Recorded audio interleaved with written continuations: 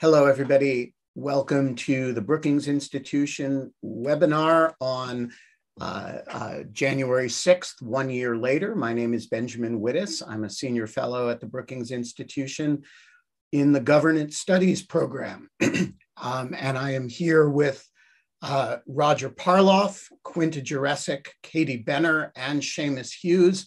I will introduce them all properly in a moment.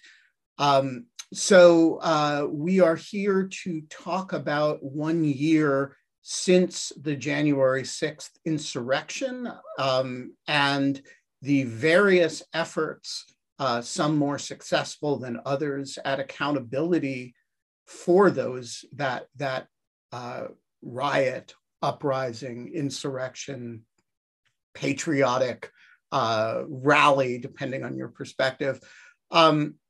And those efforts have been diverse. They have ranged from an impeachment to numerous congressional hearings to of an oversight nature, of a investigative and fact-finding nature, of a legislative nature. They have included efforts to establish a national commission, which failed. They have also included the creation of the select committee that whose work continues on a bipartisan, if curiously bipartisan basis. And finally, and perhaps most dramatically, they have included more than 700 criminal cases against individuals. And so we are here to chew over the incident itself, as well as the efforts to account for it. And I can't imagine a better group of people to do it with. So I'm going to not spend a lot of time introducing people because, you know, that takes away from the time we have to talk with them. But Katie Benner is a reporter for the New York Times who covers the Justice Department. And for present purposes, most importantly, I could talk all day about Katie and her contributions, but she covered in an intense way the investigation as it got started, as well as the concurrent uprising at the Justice Department that happened that a few days earlier that kind of nobody knew about until Katie reported it. And so we are also joined by Quinta Jurecic, who is a fellow at the Brookings Institution and a senior editor at Lawfare. Quinta has been writing about matters related to post-Trump reform, particularly on the congressional side, since the president left office. Roger Parloff is also a senior editor at Lawfare. He is a longtime legal features writer for a great many publications, including Fortune and The American Lawyer and others. He has been doing a project for Lawfare, diving deep in a variety of criminal cases arising out of 1/6. Including having a major piece that we are releasing today on the Proud Boy and Oath Keepers conspiracy indictments. That will be live on Lawfare later this morning. And last but certainly not least, Seamus Hughes. Seamus is the deputy director of the George Washington University Project on Extremism. And for those of you who have not followed his work over the last year, he has been the unrivaled collector of data and documents related to the 1/6 prosecutions. There is nothing else like the Project on Extremism's database and document library that he has curated and maintained along with his team. I really commend it to you. So with that as a very brief introduction, let's get started, and let's start on January 7th. Katie, it's the day after, or maybe the afternoon of the insurrection. Thousands of people have been inside the Capitol, breaking things, beating people, and trying to obstruct the counting of electoral votes. And because of the oddities of the day and the way it unfolded, all of them have been allowed to leave, which is not what people like me would have predicted if you'd told me that this was going to happen. And so now the poor officials of the Justice Department have thousands of potential criminal suspects spread out all over the country. How do you organize a criminal investigation under those circumstances? And what does the early phase of this investigation look like? Sure. So right off the bat, even as the attack was unfolding, the acting attorney general at the time, Jeff Rosen, his deputies, the acting U.S. attorney in Washington, D.C., and the head of the FBI field office here, Steve D'Antuono, they all knew that this was going to be a huge job. They kind of anticipated that it would be a sprawling investigation, and they anticipated that it would also be a massive manhunt. So you saw inside of the U.S. attorney's office at the time, it was run by a man named Michael Sherwin. He and the head of his criminal division, John Crabb, and others, they scrambled to figure out what is the best way to organize this massive manhunt. The FBI immediately started going through all of the tapes, all of the footage. The attackers, many of them had uploaded to social media video of themselves on that day. There was a lot of immediate evidence to start sifting through. It was a matter of organization. The prosecutors felt strongly that it was important to focus on some of the most high-profile people in the Capitol that day and try to immediately apprehend them in order to send a very strong signal. So that included Jacob Chansley, the QAnon shaman who we saw wearing the sort of horned helmet and the fur. That included the man wearing the Camp Auschwitz sweatshirt, the man who was photographed sitting at Speaker Pelosi's desk with his feet on the desk, the people who were carrying Confederate flags in the Capitol. These people were acting as really powerful symbols to a lot of extremist groups. And I know that Seamus and Roger can both talk more about that. There were people who were becoming symbols of what was quickly being described as an insurrection by a lot of people. And so the prosecutors and the FBI investigators thought to themselves that it was important to really show, as a show of force, to apprehend those people as soon as possible, to try to mute the idea that they could become symbols of the pro-Trump insurrectionists, which is what they came to be known as, at least within the Justice Department, amongst officials there. So that was sort of the immediate push. The other thing we saw the Justice Department do, which was really unusual, the DOJ very rarely talks about investigations, they started hosting a series of press conferences. It was for two reasons. One, they were trying to solicit information from the American people saying, do you know anybody who was at the Capitol that day? Do you recognize any of the people who are in this video footage? And if so, we really do need your help. So they were trying to solicit information from the public. Again, I know Seamus has read all of these cases. A startling number of them were people who were turned in by, acquaintances, family members, exes, etc. And they were also trying to explain to the American people that this horrible thing they'd just seen unfold on their television screens was being addressed by the federal government and that there was immediate action. So again, which is also very unusual. The third thing that happened that was unusual, in part because of questions from the public and the press, Michael Sherwin, the acting U.S. attorney at the time, specifically said, we are not ruling out anyone in this investigation. It was an important thing to say because there were already people raising questions, including in Congress. What role did the former president, Donald Trump, and his inner circle play in asking people to come to the Capitol on January 6th and encouraging them to, quote unquote, stop the steal? And is that something that the Justice Department should be looking at? It was clear that the U.S. attorney at the time did not want to foreclose the idea that that could happen. It was a very dicey thing to say, but he said it, and it was another thing that sort of marked the investigation in those early days.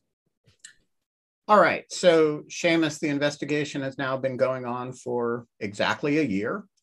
The Attorney General said yesterday that there have been 720 or so indictments.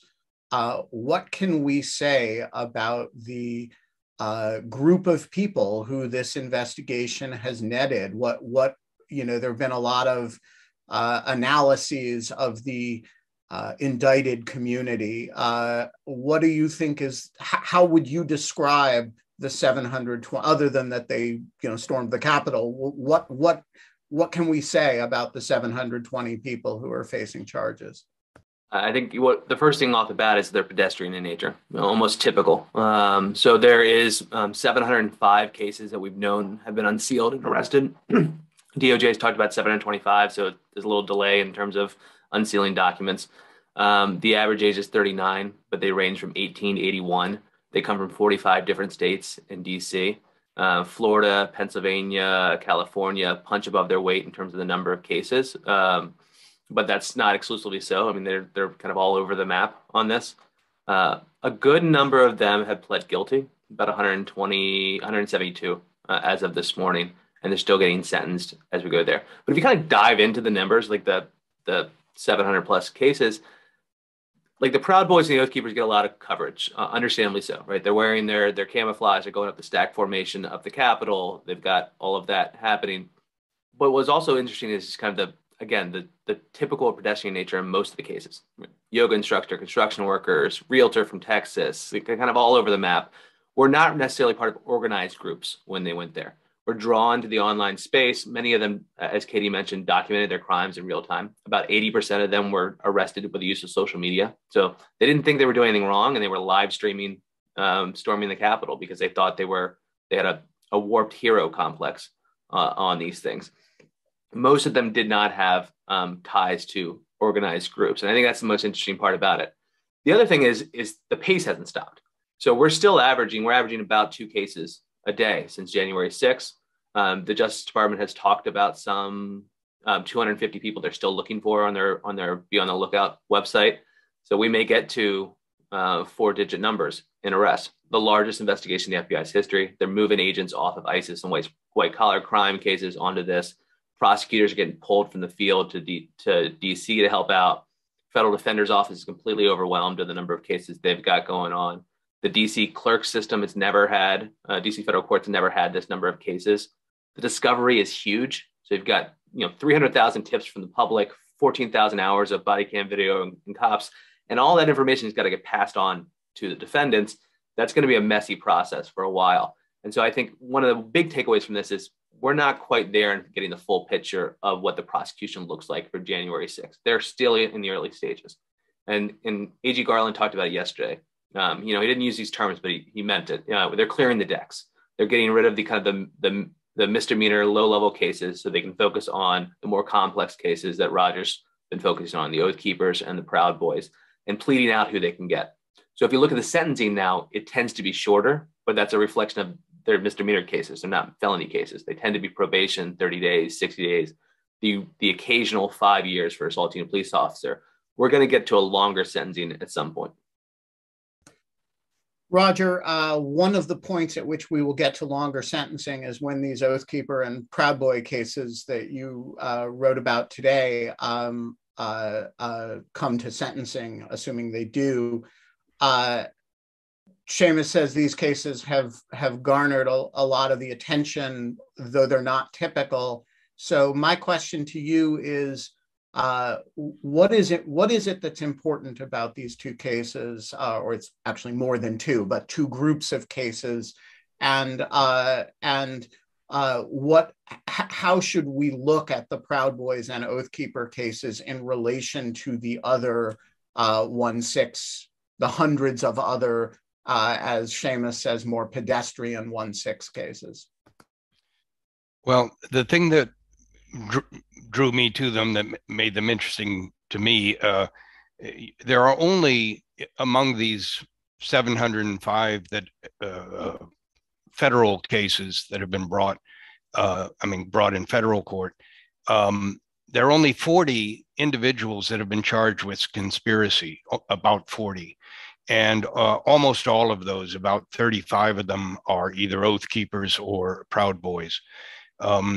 Conspiracy, this means that there's only 40 where the government felt it could prove beyond a reasonable doubt that these people coordinated with others and had advanced planning to commit crimes on that day. Others were either spontaneous or they may have gone knowing they wanted to commit a crime, but they weren't coordinating with anybody. So that made them interesting and important.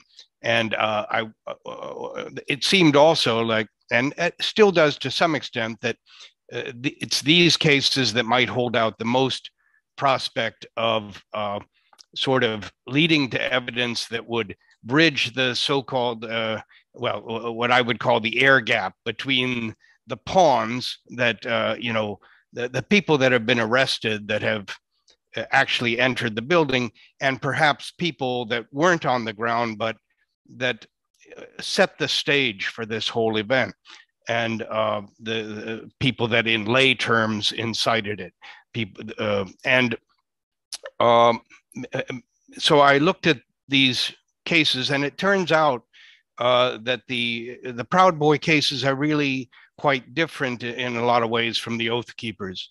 There's a little evidence of some coordination, not much that we've seen so far.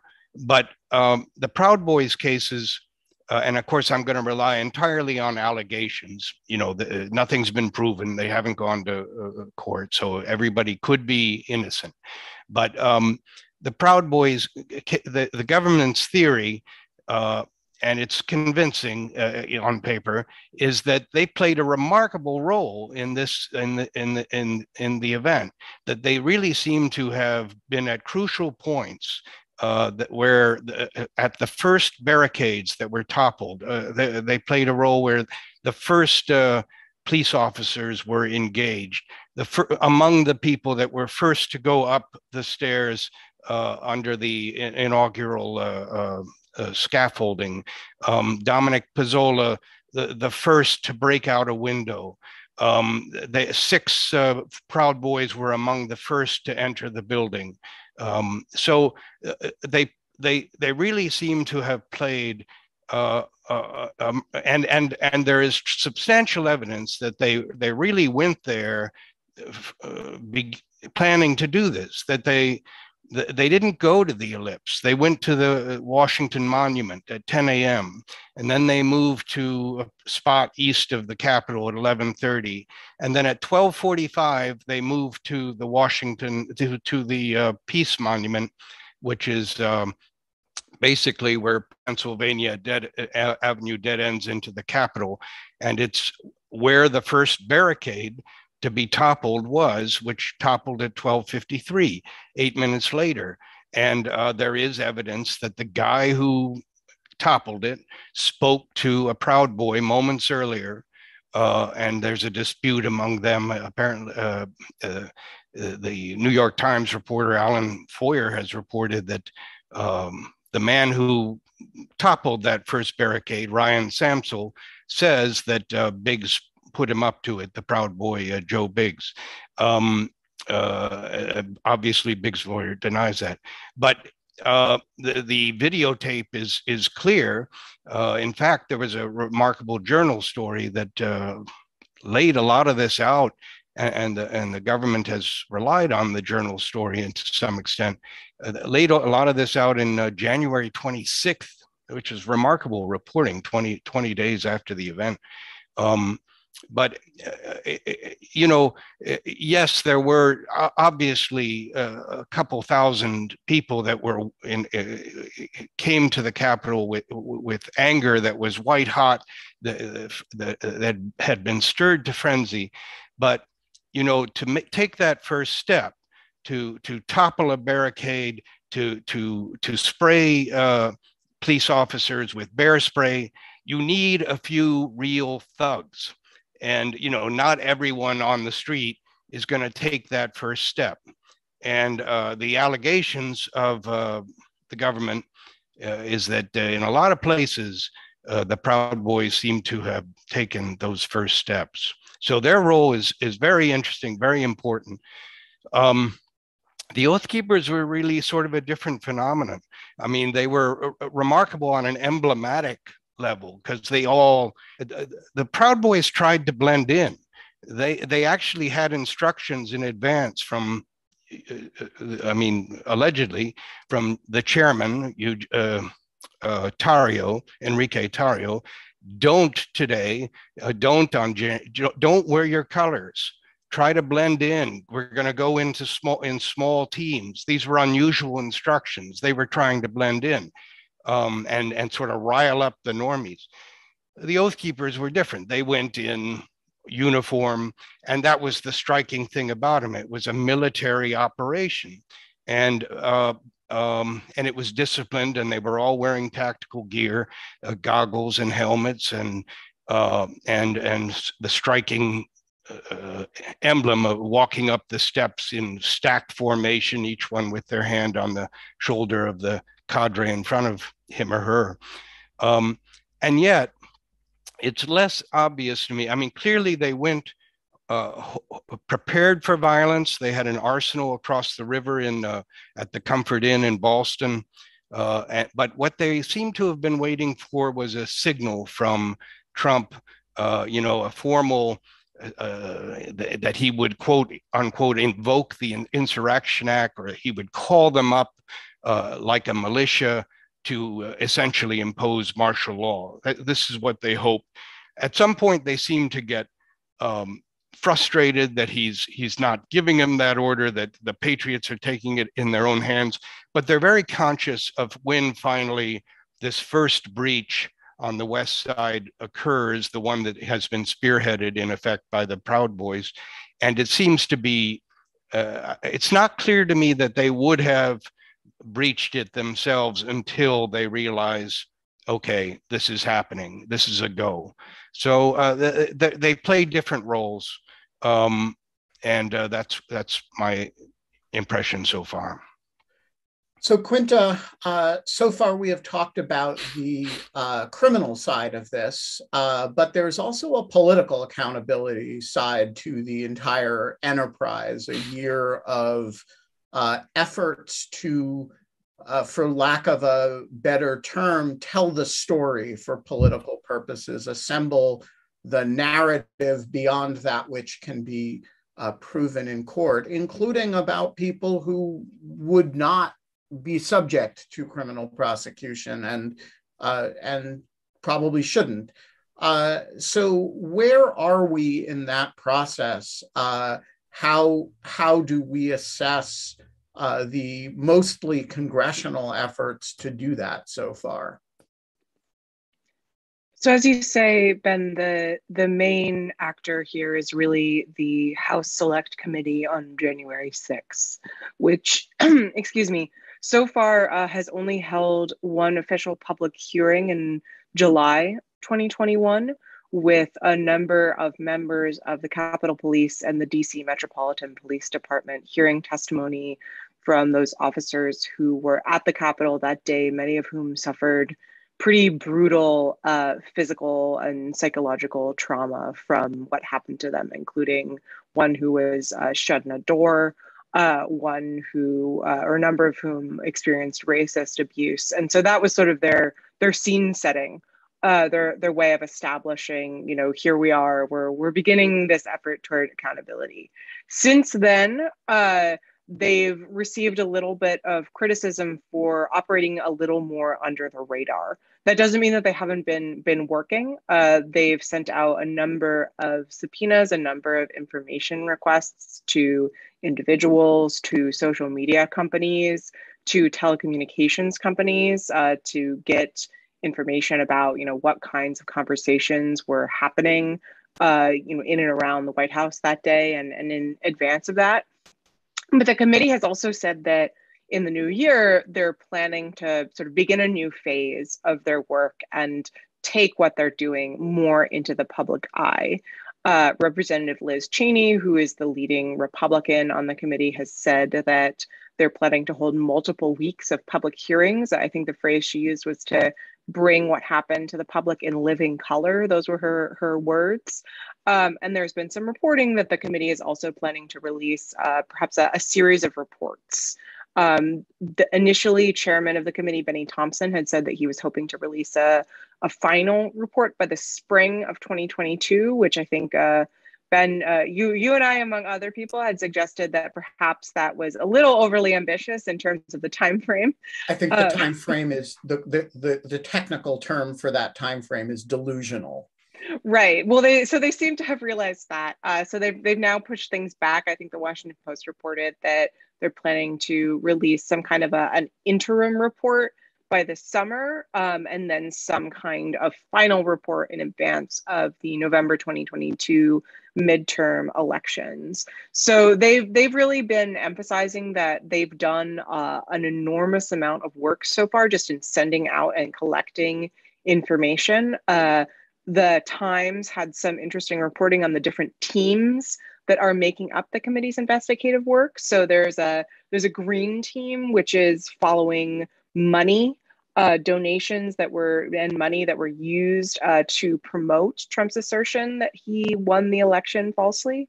There's a gold team that's investigating Trump's possible coordination with members of Congress, the Justice Department, other actors to try to overturn the election on the ground. There is a purple team that's investigating extremist groups. So like Roger and Seamus spoke about the Proud Boys and the Oath Keepers. And then there is a red team that's looking at the people who actually planned the rallies on the ground that were meant to happen on January 6th and the Stop to Steal movement. So those are a number of different threads. I think it will be interesting to see what direction the committee sort of moves in terms of how they tell the story of how those threads interact. And of course, there are a lot of different other things going on that we can also talk about. So one issue that's been of great interest is the question of whether the committee will send any criminal referrals to the Justice Department, which don't have any weight in terms of forcing the Justice Department's hand, but are a sort of a nudge suggesting, maybe you should look into criminal charges. Liz Cheney suggested notably that there might be criminal liability on Trump's part personally for obstructing Congress by refusing to call off the rioters and therefore delaying the certification of the electoral vote on the 6th. And then there's also been some really notable litigation, which we've covered a great deal in Lawfare when it comes to the committee litigating to get its hands on crucial documents having to do with what Trump was saying, what people in the White House were saying in advance of January 6th. We're currently waiting on whether or not the Supreme Court will take up a cert petition by Trump, appealing a ruling by the DC Circuit saying that the National Archives could hand over material about what was happening in the Trump White House to the committee. I think that ruling by the DC Circuit, if it stands, may be really helpful to the committee in getting information going on in the future, both from witness testimony and documents, insofar as it really gives the court's kind of stamp of approval to the committee's work and to the constitutional and legal basis for the committee's work. So the long and the short of it is that they're very much in the middle of what they're doing. We should know a lot more very shortly about sort of how they're thinking about this and how they plan to present it. The clock is definitely ticking, but they've notched some notable wins so far, I think most notably in the form of this DC Circuit opinion. All right, so I want to, there's a meme that goes around with respect to both the Justice Department response and the congressional response. And it's actually the same argument, which is they've been timid and insufficiently aggressive. And, they've gone after small fry people on the Justice Department side or issues on the congressional side. And they haven't, taken on the big things. So on the Justice Department side, this sounds like they've indicted a whole lot of small fry people who punched cops and none of the political leadership or the people who raised money. And on the congressional side, it sounds like, okay, yeah, they have this select committee, but that's a fallback from the national commission that they were going to set up.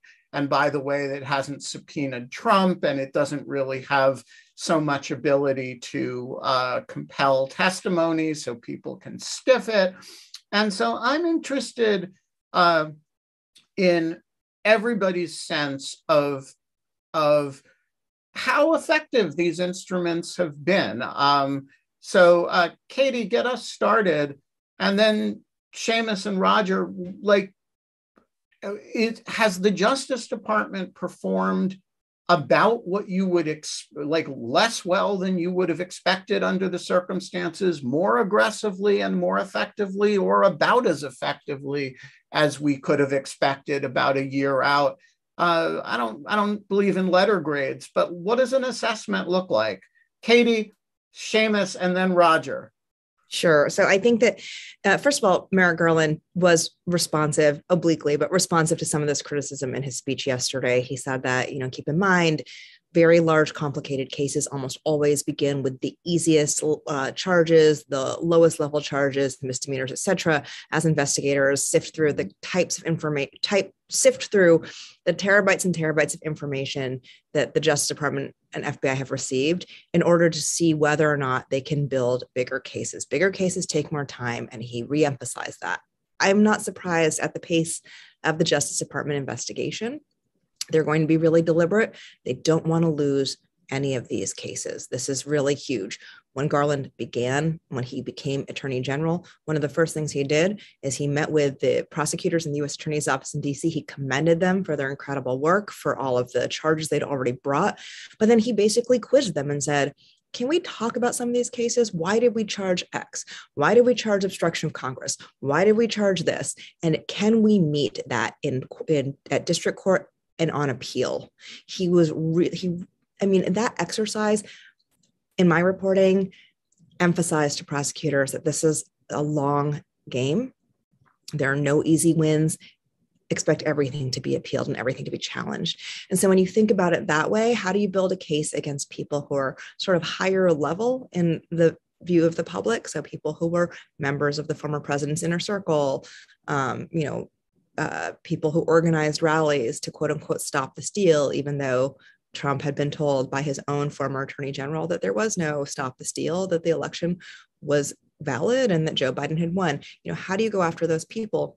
I think one thing to think about is how different the congressional investigation that Quinta just described is from a typical Justice Department investigation.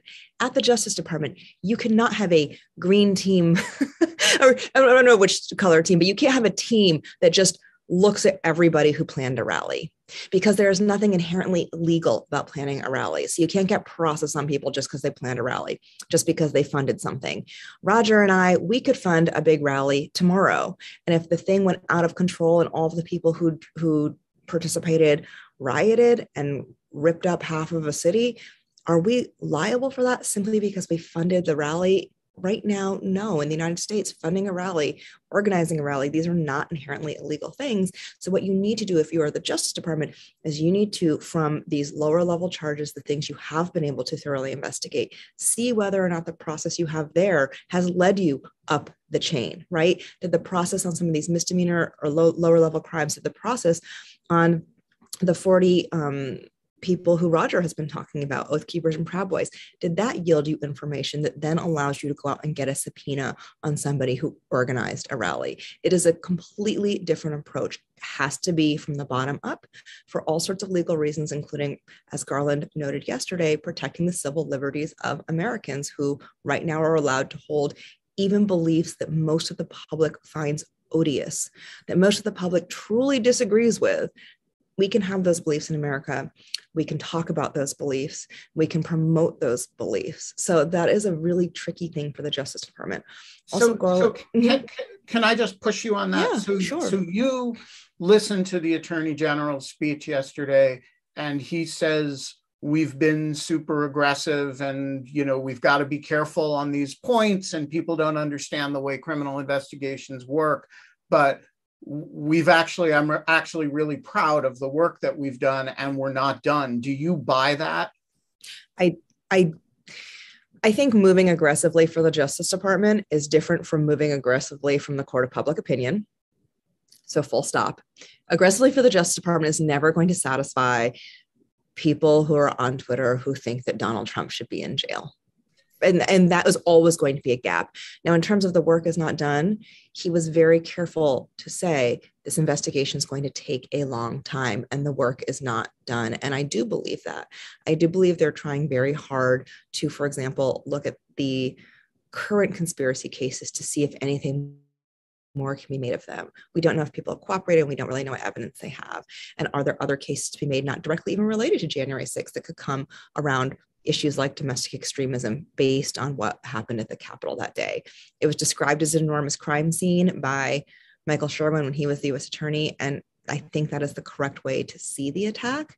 Sifting through a crime scene of that enormity is inevitably going to take a long time. Seamus, what do you think? Is Garland overstating the magnitude of the department's accomplishment? When you look back over a year of the department and FBI's conduct in this, do you see a record for them to be proud of? Do you see a work in progress? Do you see a collection of low-grade cases that amount to a collective disappointment? First of all, I would go to a rally that Katie and Roger put on. So whatever you guys want to do, let me know. The other thing is, the Attorney General. Would you be one of the people who turned that rally violent, or would you be a peaceful Katie Roger protester? Messaging that comes out from the Times, like whatever I need to do, it's fine. You got to mix it up a little bit. So let's talk a little bit about, the Attorney General is never going to give a speech in front of DOJ saying we're not doing a great job on our investigation. So there's that, right? But I think it's also important to put it in context. You still have a pandemic and a COVID that's slowing down the processes in the courts. You still had an acting U.S. attorney at the time who sometimes got a little bit farther in his skis on the way he talked about things, sedition charges, things like that. You have a finite number of U.S. attorneys and AUSAs who can work these cases, and a finite number of FBI agents who were still working double shifts, and I think still are actually. The largest investigation in its history, and when I say largest investigation, like they're getting contractors, they're contracting out to do discovery because they just have never done this amount of transfer of information in their history. Katie's absolutely right. And by the way, Seamus's point here is really critical. If you're working a case other than a 1-6 case and you get a phone and need it analyzed, there are big delays. Because the 1-6 cases are sucking up a lot of the resources, the forensic resources that the department has available to it. And this is a separate conversation about whether it's sucking up resources for extremism not related to January 6th too. So if you've got your expert FBI agents working 1-6 cases, the Boogaloo Boys can hang out. And so that's one thing that we should consider and be concerned about. So there's going to be a backlog. I think the wheels of justice go very slowly. Like look at yesterday, Bob Smith gets arrested for trespassing on the Capitol and urinating on a column there. And so he pled guilty, or he at least gave up told the FBI he did something wrong on November 1st, completely gave it up, got criminally charged yesterday. So that's a 2-month delay on a very, very, very simple case. And so you put that in context, it's going to be a while. When the Attorney General talks about, we're doing these low-level cases so we can build a case for the more complex cases, there's truth in that. But the real truth is we're doing these low-level cases so we can get them off the books, and I don't have to do any more motions on these things, and I can really focus on what I want to focus on. Because right now I got to go back and forth in every filing motion. So we'll get there. We're just not there yet. And I got to be said, having watched the courts for the last 20 years, this is the fastest they've ever moved. And we may get to a point, the one last point I would say is we actually may get to a point where some of these defendants get off on a technicality because of the slowness of discovery. And this because of the judge's patience is okay right now, and they seem to be wanting to let the process go.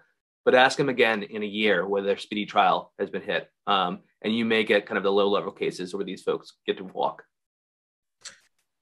All right, before we go on, I want to say we're gonna be taking audience questions. If you want to pose a question, you can email it to events@brookings.edu, or you can tweet it at you can tweet it to @BrookingsGov using the hashtag January 6. That's the number 6. Don't try to put in a TH or anything.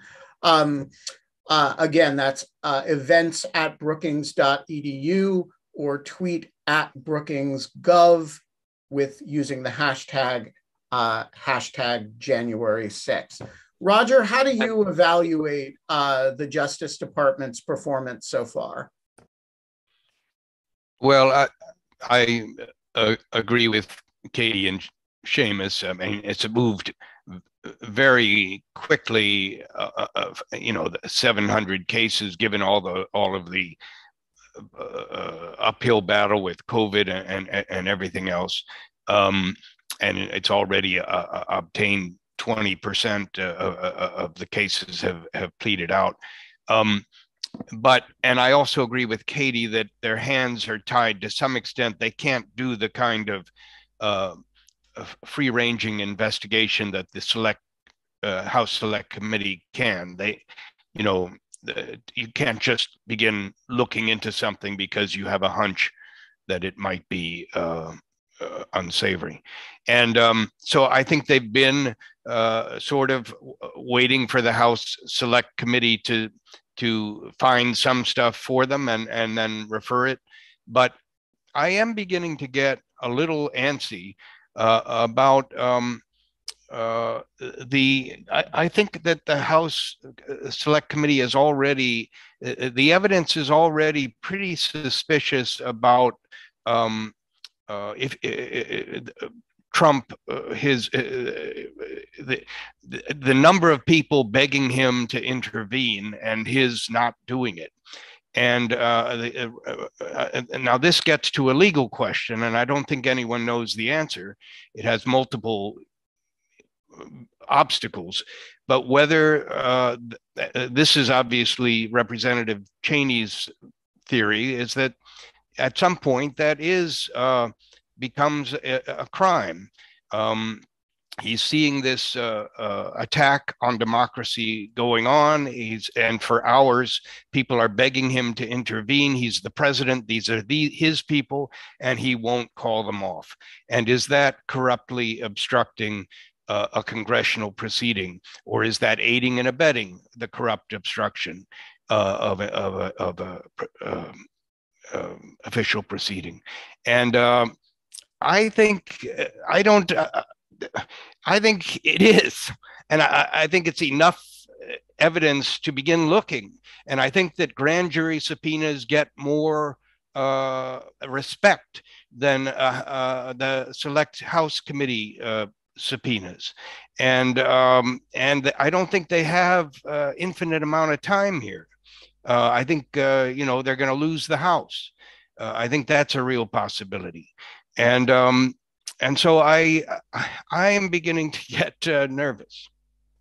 All right. So before we can I just jump in for one moment? Yeah, please. To get a sense of the pace of it, while we were talking for the last 43 minutes, they've unsealed a new arrest. Right. So there are things going on as we talk. And the other thing I think we should probably touch on is that the Department of Justice, the FBI, has done some pretty novel investigative techniques in this too. So it's not only the public, but think of it like the geofencing of phones across everyone that was in the Capitol that pinged against a cell phone tower at the time.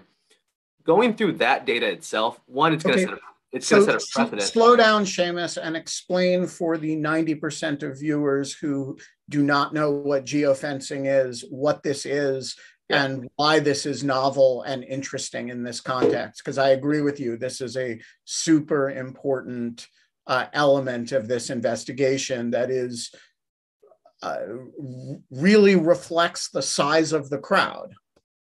I think you minimize the intelligence of geofencing Brookings viewers, but I think there's at least 80% there. But so geofencing is basically you take a location, a set location, use the Capitol, and you look at every phone that was turned on and pinged against another a close cell tower, and that can tell you everyone that was in that location. Now, when you get that information, you then have to cross-reference it with every congressional staffer, senator, congressman to take them off the list. And then you have like a list of 1,000 phone numbers because there's 1,000 people that, or 2,000 people that got near there. And then you have to then interview them, see if they crossed the legal threshold, and go back and forth. Now, this geofencing has been used in robbery cases, in arson cases around the country, but not at this level, not at this kind of huge, massive investigation. And so there's been some pushback by defense attorneys on the use of geofencing. It hasn't been successful in terms of pushback. But if they get lucky on this, if defense attorneys get lucky on this, that sets a precedent for future investigations. And if the Department of Justice gets able to get it through, that also sets a precedent. So it has a lot of ramifications. And what you see here is basically the FBI using kind of clever tactics in how they do criminal complaints. A lot of the times they're citing public tips, but the way I think Katie and Roger and the rest of us would read it would be some level of parallel reconstruction or parallel investigations. They're using other law enforcement techniques, and instead of kind of tipping their hand in the court, they're also just using the public tips to augment it. Right. If you can say we knew about person X because his next door neighbor turned him in, that's a much cleaner way to describe it to a court than if you have to litigate the question of that you actually already knew about him because of some more exotic investigative technique. Quinta, is Congress taking a bum rap on its own efforts to ensure accountability here? If you were, I guess there is no Merrick Garland of the Congress, except I suppose Nancy Pelosi, but if you were, is there a defense of congressional performance to issues similar to the one that Garland gave in his speech yesterday with respect to the Justice Department? It's an interesting question who the Merrick Garland of Congress might be. I think that it's a little harder to say when it comes to the committee, precisely because of what I mentioned at the beginning of this event, which is just that they haven't done so much in the public eye in terms of releasing, what their thinking is. We have hints. I think that the team division is telling in terms of what they're focusing on. I do think that it's notable that they have been, I would argue, pretty aggressive in terms of going after information. They don't seem to have pulled their punches particularly. So they, of course, viewers are probably aware, pursued criminal contempt against Steve Bannon, a sort of outside advisor of Trump, which the Justice Department is now prosecuting for Bannon's refusal to comply with information requests with subpoenas from the committee. They did the same with Trump's White House Chief of Staff, Mark Meadows, which is a little more of a complicated case that the Justice Department is now considering.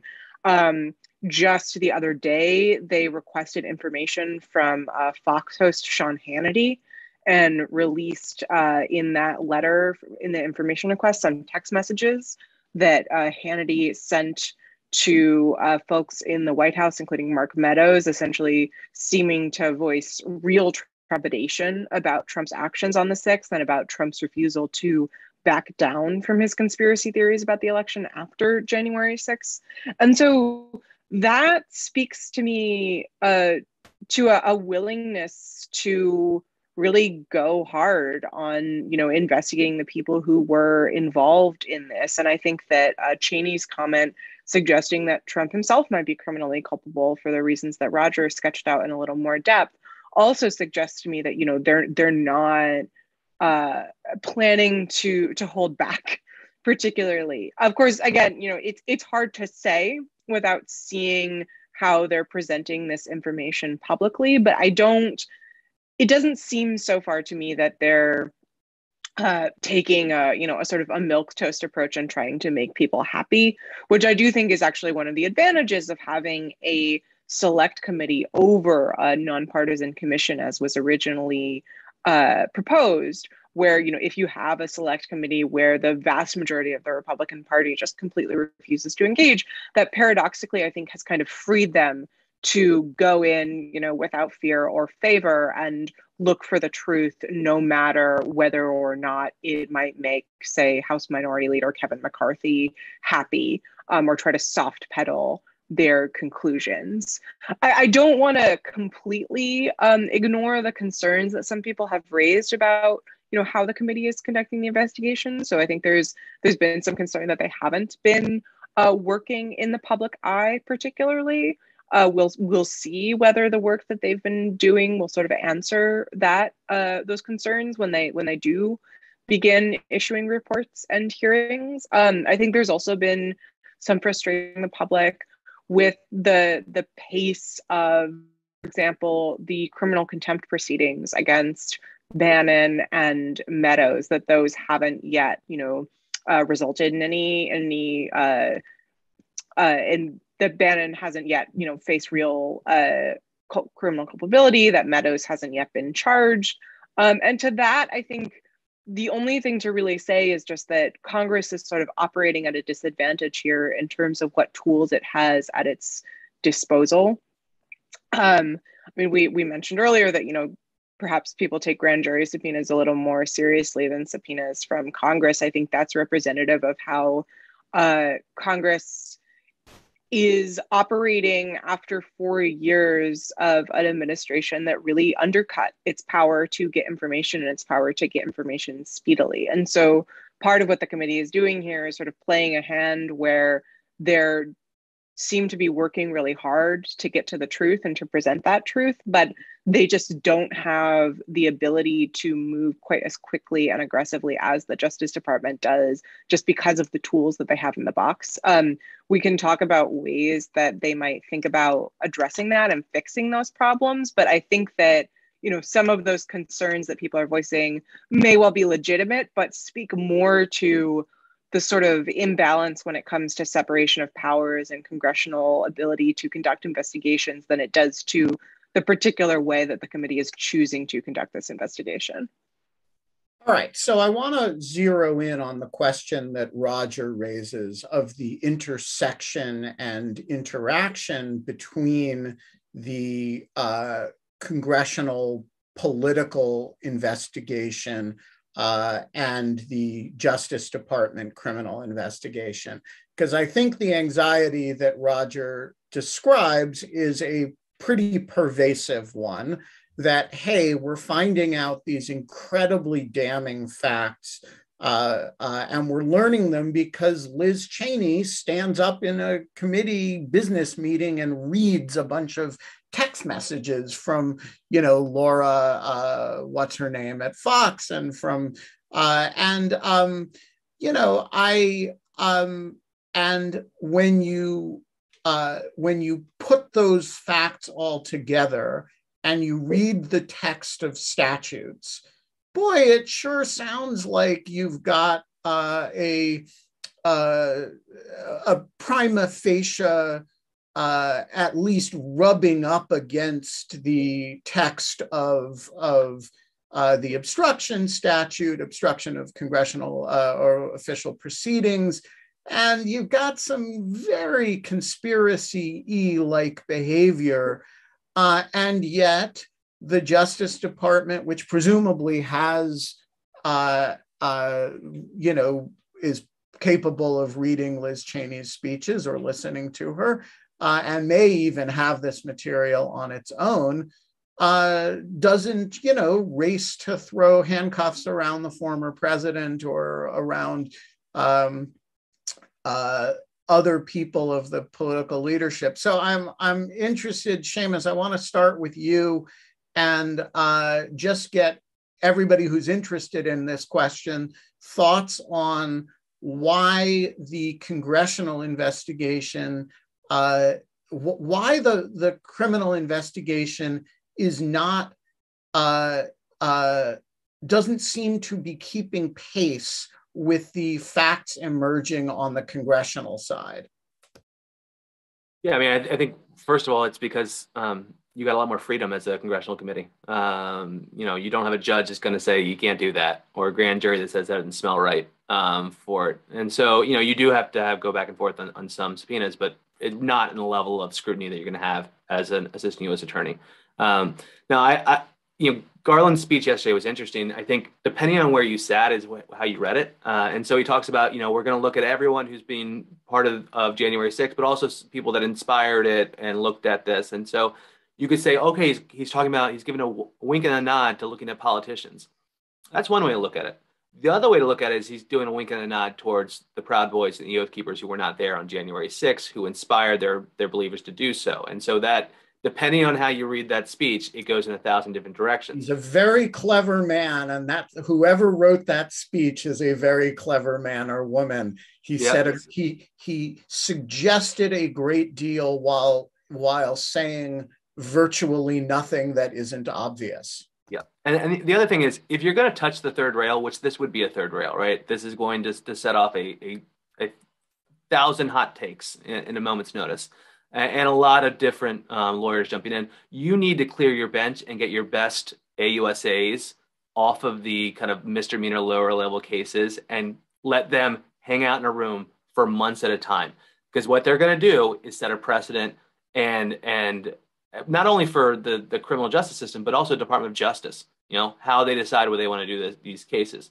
I think it's really going to come down to prosecutorial discretion, right? Does AG Garland decide he wants to take this on all the way to its logical end, or does he think he's not going to win it, or does he kind of weigh the options of the pluses and minuses of what that will mean for not only the courts, for DOJ, but also future investigations for the Justice Department? Katie? I would agree with what Seamus said. We have a lot of agreement on this panel, by the way.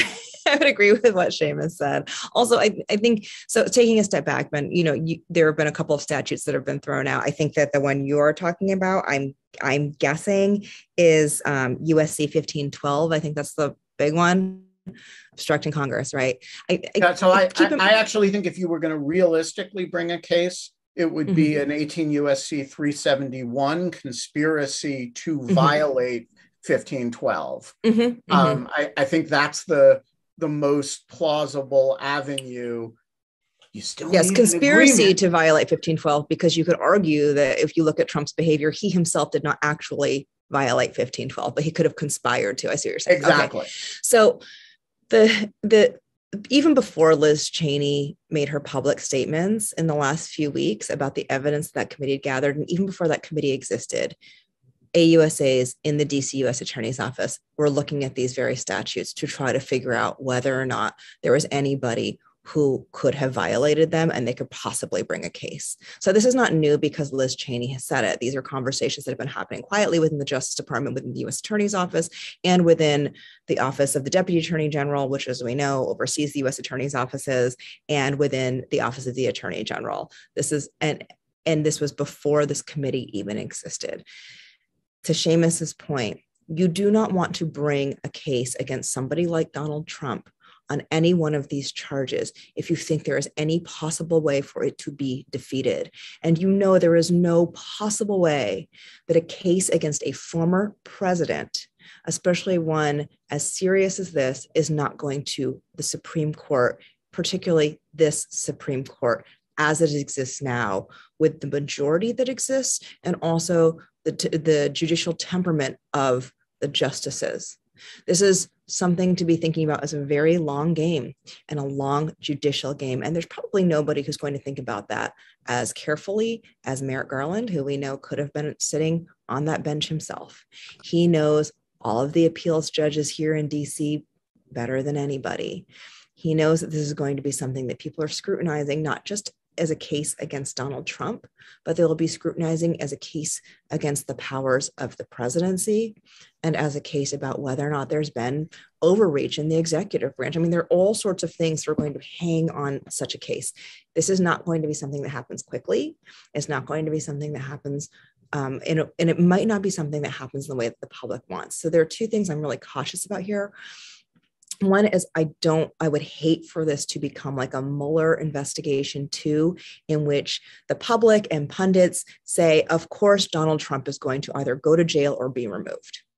Because we saw with the outcome of the Mueller report, that did not happen.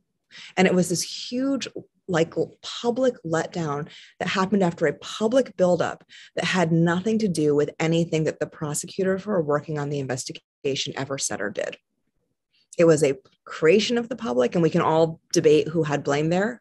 And it was a letdown for the public. But the one thing that didn't happen is that the Mueller team never participated in any of that. We're going to see this Justice Department, especially under someone like Garland, to be just as silent. So what are we going to do publicly? I think it's a big question. And I think part of what we should do is be really responsible and keep in mind the kind of consequences that exist for the case at large.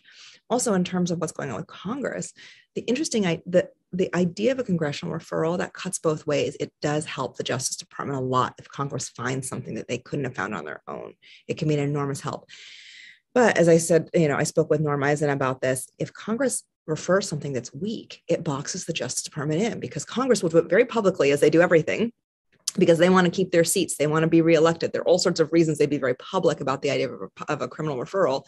And then if the Justice Department says this doesn't hold up, that is really, really difficult for the Justice Department.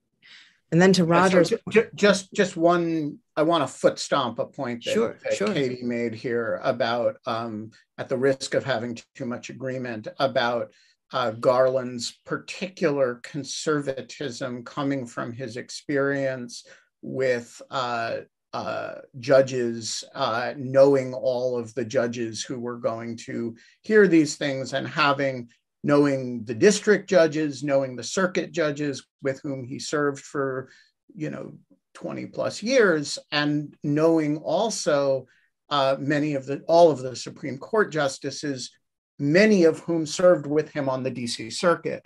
There's another really important Merrick Garland experience that bears on this, and I think cuts in the same direction, which is supervising the Oklahoma City investigation. So that was one of the biggest federal investigations ever before this, not as big as 9/11, but one of the most complicated and far-ranging investigations. And when the bomb went off in Oklahoma City, Attorney General Reno sent Merrick Garland to on the ground in Oklahoma City to basically supervise the entire investigation. And the goal of that was to make sure that the investigation was conducted in a fashion, and the prosecutions were conducted in a fashion that would be bulletproof against subsequent legal challenge or appeal. And that was a very significant counterterrorism accomplishment, that in fact happened. And that the McVeigh and Nichols cases proceeded and were successful and were not subject to significant appellate challenge. And so I think if you add that to the point that Katie made, this is somebody with experience, not just with the judicial side, but also with how do you do these cases in a way that makes sure they stand up over time. It is all going to lead to precisely the kind of conservatism on the political side. You will not see the Justice Department say or do anything until they have dotted every single I and crossed every single T. Quinta, Yes. your thoughts? I just wanted to circle back to the point we were making about Congress and the sort of the weight of criminal charges. I think it's important just to understand as a kind of a meta point that under existing legal doctrine, the Congressional Committee actually can't conduct its investigation looking for particular criminal charges. They can address that if it comes up along the way, which it seems like they very much think it has. But under the current jurisprudence, and especially after the Supreme Court's ruling in Trump v. Mazars, is the case about Congressional Committee's effort to get Trump's financial documents under the Trump administration, they need to be acting with a legislative purpose in mind. So essentially building some kind of record that will help the committee work toward a recommendation that perhaps some piece of legislation should be passed or reformed. And we see that in terms of reporting about how the committee is, for example, looking at whether the Electoral Count Act, which is the legislation that guides the certification of the electoral vote, should be reformed, whether or not presidential emergency powers should be reformed. So I don't think that doesn't change anything that we've been saying, and I'm definitely going to continue the very boring trend of being in agreement with everything that everyone has already said. But I do think that it is some useful context in just understanding why it is that the committee may be conducting its investigation in this particular way, and that it has both the freedom, as everyone has said, to investigate without having particular criminal charges in mind. But that's because of this other constraint, this other system of constraint under which it's operating.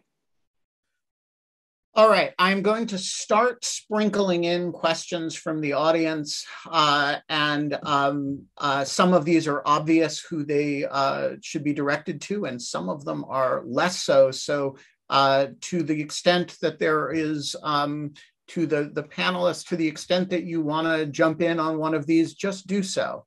So Casey Culla, a county commissioner in Yamhill County, Oregon, asks, what does accountability look like to the panelists for organizers or cooperators, especially among elected officials, if there is no, he says elliptically, if there is no criminal accountability?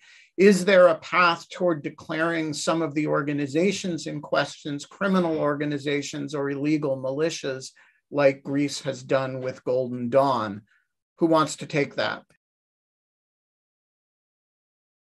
Well, on the elected official side, I think, I probably, Roger Seamus or Quinta could talk about the militias and these groups. But on the elected official side, I think this is one of the reasons why you saw Biden today talk a lot about voting rights, and why you saw Garland yesterday speak about voting rights and what they see as this absolute need for all Americans to have the right to vote. Because if you look at the Constitution, the most immediate, powerful, and effective check on an elected official is the voter. And so if people are not voting, if people don't have access to the ballot, if their voice in terms of what they think good leadership looks like cannot be heard, suddenly even that check is gone. And so what they're saying is we need robust voting rights and protections to the ballot, because if, for example, there is no criminal indictment of members of Congress who people think have helped incite a riot, or of the former president, and even if there were a criminal indictment, if it doesn't come for 5 years, but even if there's no criminal indictment, the most immediate consequence, the most immediate accountability comes through the ballot box. And there's anybody want to, Seamus, do you want to address the criminal organization side of the question? Yeah, the short answer is no, there's not much of a redress for it. So if you look at the international kind of terrorism side, there's a designated list. The State Department can designate groups like ISIS, Al-Qaeda, FARC, IRA, that type of thing. When it comes domestically, there's not that mechanism. And there has been some fits and starts on Congress about providing the U.S. government with that mechanism, but it's dead in the water right now. And so barring kind of a major attack of real substance in the U.S., I don't see the question of kind of designation of domestic groups rising to a level that's going to get through. Now, that's separate than whether the FBI internally wants to designate groups as groups of concern, which they have the ability and have done in the past. We have seen a focus on the Oath Keepers and its membership post January 6th that doesn't actually involve January 6th, so individuals who were communicating with them but not there. And so there's going to be a focus on those groups themselves, but not a whole lot of legal mechanisms. Now, what does that mean for the back end issues? So if you don't have for lack of a better word, a domestic terrorism statute, what it ends up being is the FBI will charge someone with false statements to the FBI, which is a 5-year sentence, maybe an 8-year if you get a terrorism enhancement. Or the state DA will get them with a gun charge or a drug charge or things like that. And that's all well and good, but it doesn't give you a sense of the scope of the problem in terms of asking for more resources from Congress and things like that, because you're not collecting the numbers. It also has back-end issues too. When you put someone in jail for a gun charge, when they're actually truly kind of a white supremacist as part of the Aryan Brotherhood, but no one has told the probation officer when he gets out that they need to be looking for kind of Aryan Brotherhood memorabilia when they go into their house, and they just need to be looking for guns or drugs, that has second and third order effects on these things. Now, the last point I would mention is we may be moving away from these kind of group models in general too. So if you look at the Oath Keepers and the Proud Boys, it's kind of an interesting dynamic, and Roger would know this better than I, but the Oath Keepers had a probably larger member role, but does not appear to have the resiliency after a little bit of limelight from DOJ, right? The Proud Boys had kind of a more national model, have largely moved back to their original setup, which is a local state by state model. And they've had some pretty significant success in terms of resiliency this year. 113 events, I think Vice News reported yesterday. And so if you move more to this local model, you may have some more success as these groups go. Roger, do you have thoughts on that, on the relative strength 1 year later of the Proud Boys and Oath Keepers? Not well informed. They are being sued civilly, both a lot of the individuals and the entities, to the extent the entities exist, and by some those are some significant lawsuits. Some on behalf of injured police officers, and the District of Columbia is suing. So I don't know exactly how you enforce those judgments and how easy it is to dissolve those groups and start another. And I know there's been some internal issues with the Proud Boys, because it emerged that maybe 10 or 12 years ago, Enrique Tarrio had served as an informant, and some people were angered to find that out and split. But I don't know beyond that. I'm not an expert on that. The one other thing to look at is, organized groups matter, as Rogers reported, in terms of breaching the Capitol. But if you look at domestic extremism in this country, it is not as clear cut as one would hope it would be if you're a law enforcement officer. So white supremacists that are Proud Boys that are not white supremacists, QAnon that are incels that are not. It's just a mess of ideologies. And so the groups matter less, and you see what the FBI calls a salad bar approach, right? You're just kind of picking and choosing what you want to see. And those blended ideologies are going to make it harder for the FBI, both agents and analysts, to understand what they're looking for and when someone's going to pop off from rhetoric to violence, and the importance of organizations is going to be less and less important as we go down. Yeah, so I think this is an extremely important point, and it actually bears importantly on Casey's question about criminalizing the organizations. So there are serious constitutional prohibitions against criminalizing the organizations, and one of the reasons is that the individual members of those organizations, as well as the organizations themselves, have constitutional free expression and free speech rights. And, so these cases date back to the Communist Party cases in the 50s, where the Supreme Court basically said you cannot criminalize the Communist Party, even, because it is engaged in both legal and illegal activities, and it implicates people's domestic First Amendment rights. Unlike a foreign organization like Al-Qaeda, of a domestic organization, that's engaged in illegal activities, and the Proud Boys is engaged in all kinds of legal activities like marching and, espousing white supremacy. These are, you cannot criminalize the protected activities of these groups. And that means functionally, unless a group is an organized crime group that has no legal function, you really cannot ban groups as such. All right, Tom Jones asked a question that I think is on a lot of people's minds, which is when 1/6 happened, there were a lot of videos that appeared to show Capitol Police welcoming and waving in protesters, allowing them inside the building and taking selfies with them. We later learned of a great deal of heroism on the part of Capitol Police. And so what's the deal with that? Quinta, Seamus, or whoever knows the answer to this, what's the deal with this? Was this a set of misreportings in the original reporting? Was this isolated members, or was something else going on here? I'm happy to take this one. I think the answer is yes. So part of what you're seeing there is how incredibly confusing it was to see what was going on, in the moment, right? Where everyone, for the people who were there, there was just an incredible melee. For the people who, like me, were not there, it was just a lot of different clips of people, running around, and incredibly hard to figure out what happened. And so I think what the questioner is referring to is there were some instances where people, there seemed to be members of the Capitol Police sort of welcoming in insurrectionists, stepping aside to let them by. In some limited instances, it does seem that people, those Capitol Police officers were exercising what I think I can fairly describe as extremely poor judgment, and allowing them to come in. In one instance, an officer, I think, took a selfie with a rioter.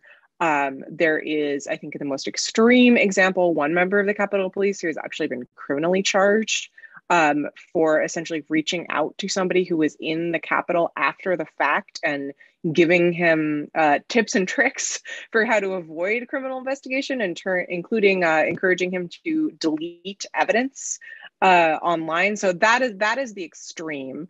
The Capitol Police has disciplined a handful of officers who were involved in some of those other incidents, although I do think it's important to note that I think the officer who took the selfie has said that he was essentially just trying to defuse the situation and wasn't actually sympathetic to the insurrectionists. But that instance, I think, gets to a broader point, which is that some of those instances that people saw online that seemed really, really concerning, I think one of the main ones was Capitol Police officers kind of stepping back from a barrier made out of bike racks and kind of letting the insurrectionists through to the Capitol. Looked like they were essentially giving the insurrectionists free rein, but in context were sort of moments where the police realized that they were completely overpowered and couldn't do anything. And that their option was kind of to step back, or maybe to do something like start shooting, which could have gotten really ugly really, really quickly. So the Capitol Police has, like I said, looked into these incidents. In some instances, disciplined officers, and other incidents it said, like the incidents as with the bike racks, that nothing wrong was done. That this doesn't mean that everybody involved was above reproach. I'll channel our Brookings and Laffer colleague Molly Reynolds here and say that Capitol Police is a really famously opaque institution, and so I'm definitely not ruling out that more discipline might be required here. But I do think that that context is useful, and it also is useful to keep in mind that a lot of Capitol Police officers, as I mentioned with the initial hearing, with the select committee, obtained really brutal injuries that day. More than 100 were assaulted. More Exactly. than 140, yeah. So the situation was incredibly violent. It could have gotten worse really, really quickly. And I think that's important context in understanding some of those videos. All right. And some of those officers haven't returned to, they're still on disability. It's serious injuries. It didn't all come out initially, but serious injuries. Yeah, and I think Ben, before you go on, I'll just point to, there's a really incredible piece in the New York Times Magazine that I'd recommend everyone read about the lasting physical and psychological trauma that a lot of officers in Capitol Police sustained that day, which is really, really worth a read. So 2 related questions about the contingency of these investigative efforts on electoral politics. Tony Cava asks, are there elements of Justice's investigation that will go away, that will go on independent of election results in 2022 or 2024? or is the entire enterprise contingent on electoral politics? And relatedly, Craig Krogstad asks, why wouldn't we expect Trump, if reelected in 2024, to immediately pardon all convicted of January 6th crimes? And he might add, all facing ongoing January 6th. The pardon power does not need to wait until after conviction. And why wouldn't he command that all investigations, open investigations, be terminated? So Roger or Katie or Seamus, get us started. How contingent is any or all of this on electoral outcomes? Well, as certainly, if Trump were to come back in power, I think all of the federal investigations would be imperiled. We don't know what that would be, a political calculation, but sure, he could pardon everybody, and there's a lot of anger among his people. I mean, among the defendants, that he hasn't. But I don't know exactly what happens. I would defer to Quinta or others. What happens if the Republicans take over the House in the midterms? Yeah, so Quinta, let's separate here the fate of the congressional investigation from the fate of the Justice Department investigation, because I think they are arguably both electorally contingent, though on different elections. So how do you read the contingency of the political contingency of the congressional efforts? And then Katie, how do you read the political contingency of the Justice Department investigation? If the Republicans win the House in 2022, which it seems like the odds are that they will, I think it is almost a certainty, 99.999%, that they will shut the committee down. And that's why the committee has a really tight deadline. And I should say, I think Katie may get to this, but that's the important distinction between a congressional committee investigation and a Justice Department investigation. The nature of Congress is that when different parties come in, they have different priorities. Now, I would definitely prefer if the Republicans consider January 6th a matter that was worthy of continued investigation. But there's no, bar on them shutting it down, other than what I would argue would be a moral failure. Whereas when it comes to the Justice Department, of course, there are a lot of norms involving independent law enforcement, and the necessity in a democracy for law enforcement to be able to investigate these things free of presidential interference, that I think would create a lot more consternation. In Congress, it's really just going to be a matter of raw power and moral outrage. Yeah, and on the Justice Department side, if in the hypothetical world Roger described where Trump were to win in 2024, first of all, the amount of time it would take to get a Senate confirmed head of the Justice Department through would be lengthy. I do not think we would see a Senate confirmed Attorney General, nominated by Donald Trump, sail into the department in February, March, April, May. Who knows? And because it's the Justice Department, to Quinta's point, the investigations don't stop for elections, they continue. And having lived through the first Trump administration, you can expect career prosecutors to be writing more than they've ever written before, more memos than they've ever written before, basically chronicling where they are in the investigation, the evidence they found, where they think it's going, basically creating the most complete record you could have of everything all the work that they've done so far in anticipation of interference from the White House. These are people who've now been battle hardened. They feel like there have been questions inside when I've talked to career employees. They wonder if they could have done more, should have said more, if everybody did what they needed to do to keep their heads down, keep their jobs, and hold the place during the Trump administration to get the work done. These are going to be people who come in anticipating White House interference and will want to create a very robust paper trail, a record of everything they've done should something happen that would interfere or hurt their work. I mean, this would not be a group of people who have no idea what they're in for. So I agree with that and also completely disagree with it. So the part I agree with is I think Katie has accurately described exactly how the career officials at Justice would behave. And there are two major intervening variables that I think would arguably prevent that from mattering all that much. The first is that I think if Donald Trump were reelected, he would be reelected having campaigned on the idea that there is some grave injustice that happened on January 6th to all these innocent people. And he would have effectively already promised to make this go away. And he would have two great instruments to do that. One is the person of the Attorney General. Let's assume Katie is correct that it would be very hard to confirm a Matt Whitaker type figure, even in a maybe even in a Congress that doesn't look very much like this one.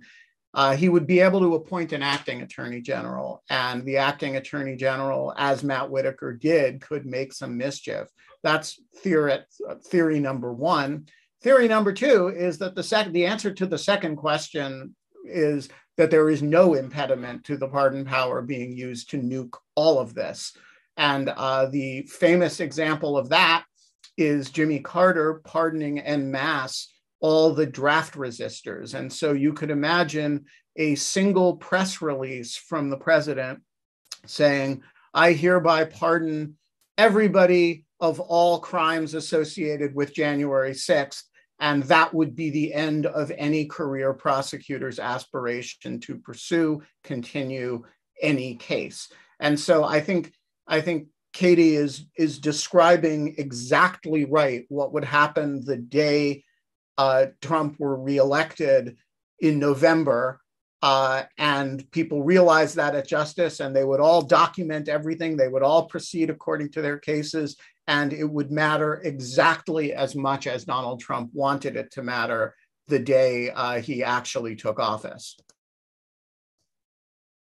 All right, I think we have time for one more question, and I'm going to give it to Marianne McGrail, who asks, do you think the recent jury verdict on civil conspiracy claims against those who instigated violence in Charlottesville under Virginia law will have any influence on the cases brought by DOJ against 1-6 participants?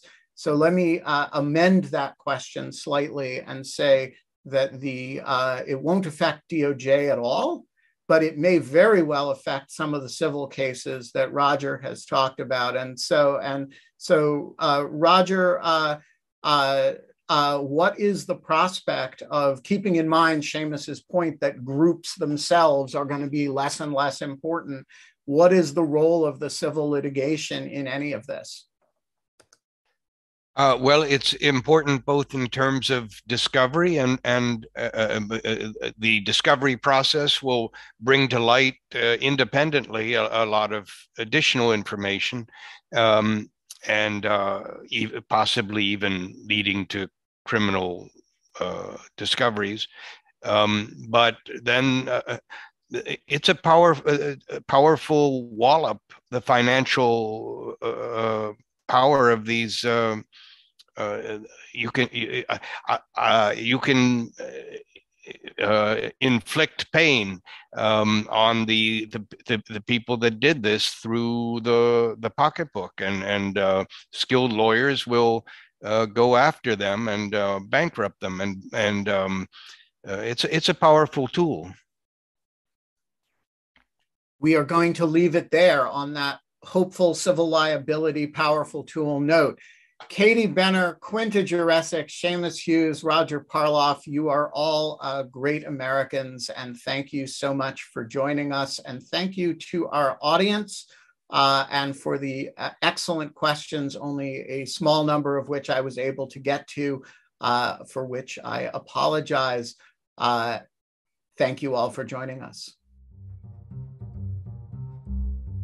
Thanks for watching. Be sure to like and subscribe for more videos from Brookings.